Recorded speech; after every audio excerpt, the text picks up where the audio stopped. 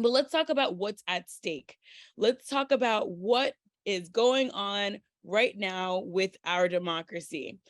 And what it means is what's at stake is really our democracy. We know that we've had a ton of historical gains this year, especially as we recognize the historic gains like the confirmation of the first Black woman to serve on the Supreme Court, Judge Ketanji Brown Jackson, and it's just we also know that we need to remain vigilant in the fight to protect and strengthen access to the ballot box for all Americans. We all are hip to the news cycle.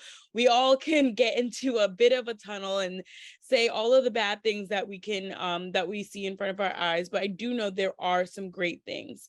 But we also know that since the 2020 election, that state lawmakers across the nation have introduced more than 500 voter suppression bills. These bills seek to silence our voice at the ballot box and often have a disproportionate impact on Black, Brown, Indigenous, and young voters, and voters with disabilities.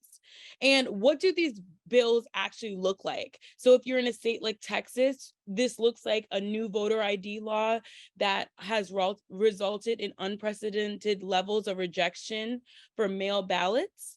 We know that in Florida, Governor DeSantis has also signed a dangerous bill that restricts access to voting by mail, and drop boxes, restricting the number of drop boxes, as well as signed into legislation a more than a $1 million plan for election police that feeds into disinformation. We also know in Arizona that looks like a bill that calls for proof of US citizenship to vote. And then in Georgia, we know it looks like it being illegal for organizations to hand out snack and bottles of water to people that are standing out in long lines to vote.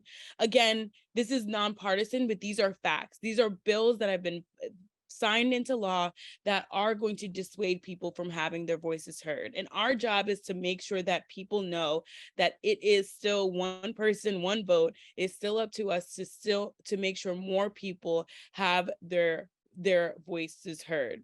And this type of voter suppression is not new. Generations of Americans have persevered through poll taxes, literacy tests, laws designed to strip away voters' powers, and we've done it by organizing, protesting, and most importantly, holding lawmakers accountable and fighting to overcome the barriers in order to vote.